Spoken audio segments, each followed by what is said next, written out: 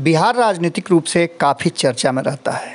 आपको बता दें कि बिहार में जो राजनीति होती है वो कहीं ना कहीं केंद्र को प्रभावित करती है। यही कारण है कि लगातार भारतीय जनता पार्टी जो केंद्र की सत्ता में काबिज है वो बिहार पर विशेष फोकस किए हुए है।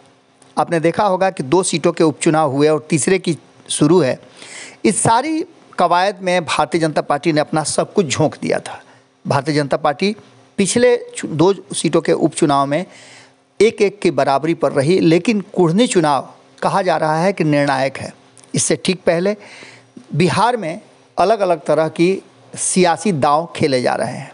आपको बता दें कि इन दावों में सबसे बड़ा दाव भारतीय जनता पार्टी का ये है कि पहले तो उसने जो भी लोग महागठबंधन में हैं या महागठबंधन से बाहर है उन्हें एक ऑफ़र लेटर भेज दिया।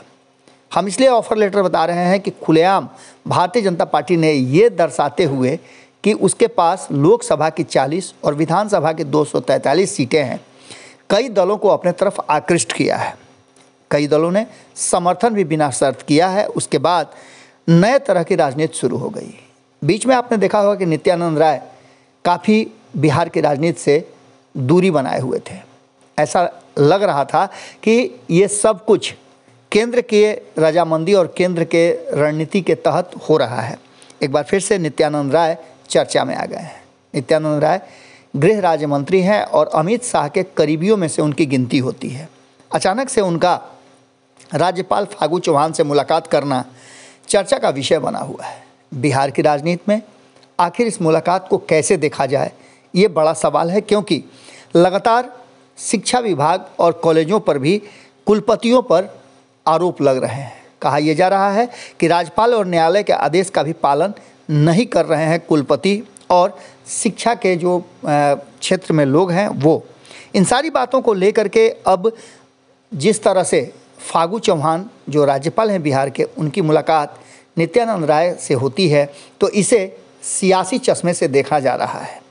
लेकिन इन सारी बातों को लेकर के नित्यानंद राय ने अपनी बात को रखते हुए कहा है कि ये एक महज शिष्टाचार मुलाकात थी और राजभवन में जाकर हमने मुलाकात किया, उसके पीछे कोई बड़ी सियासी बात नहीं है, इसे सामान्य मुलाकात कही जा सकती है। इन सारी बातों को लेकर के हम लगातार आपको बताते रहे हैं कि राजनीतिक दल के नेताओं की यूं ही मुलाकात नहीं हुआ करती है, उसके पीछे राजनीतिक मकसद होता है। और आपको पता है कि नित्यानंद राय हर तीसरे चौथे दिन पटना और बिहार पहुंचे रहते हैं।